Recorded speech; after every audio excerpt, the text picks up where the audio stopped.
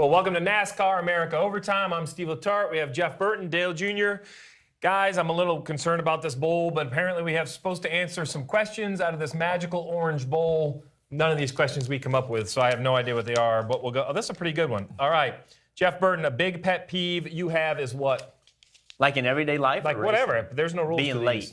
Late. You hate tardiness? Hate late. You can be a lot of things, but you don't have to be late. Well, that's a good transition right over to my man over here then. Is that okay? I am not late. You're not late, I You're know. acting like I was late.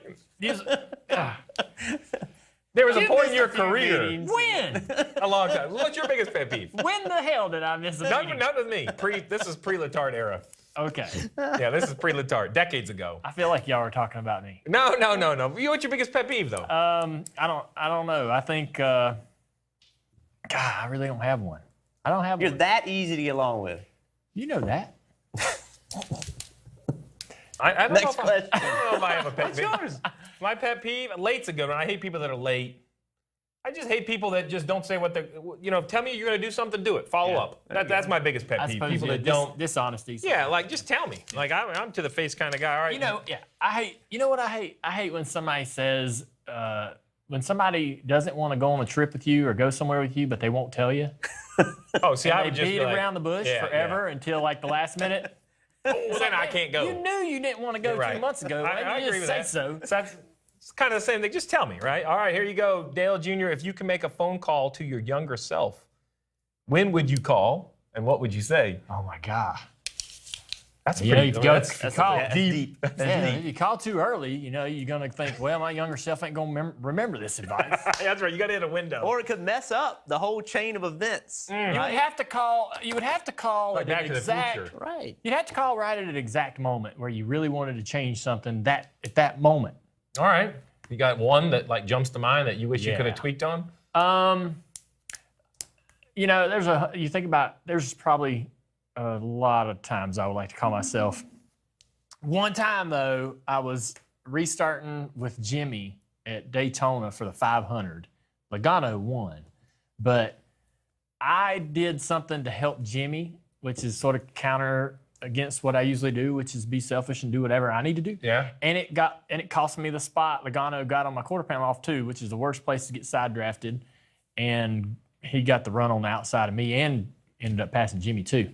And if I'd have done what I should have done, So you'd call yourself and be like, listen, this is not a time. yeah, Jimmy wouldn't have been happy about it, but I wouldn't have lost the race. I lost the race right there. These things you never forget. I'd have called myself on the final caution in Vegas in like 2008 or 9 and said, put 4 tires on it. Because we had a dominant car. And That moment, you'd have called yourself, that would have only gave us maybe a top 5. So you'd have No, wasted different. that. This is a Jeff Gordon got beat by Jimmy Johnson on 4 tires.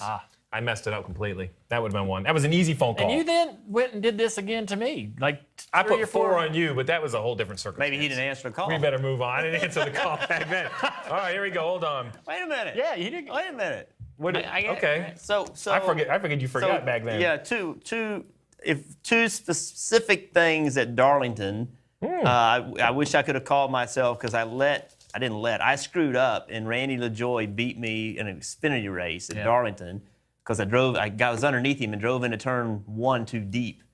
And he crossed me over, and I'm like, what are you doing? Like, why? I know did you the do second that, one. right? Yeah, you know the second. I know the second one. Yeah, second one is 97. Jeff Gordon. Yeah. He wouldn't have waited. Got stuff in his tires. No, it would. I think I kind of changed mine. I would call myself in 2006 or 5, 4, Yeah. and get into Tony Senior's office and talk it out, figure out whatever you got to do to keep it. Yeah, that relationship together. The more we talk about this, the We can more go we on can and bring. on. This could be a whole show. That would be my biggest regret in racing. Was This is kind of odd right here. You're offered a trip to the moon. Do you take it and why?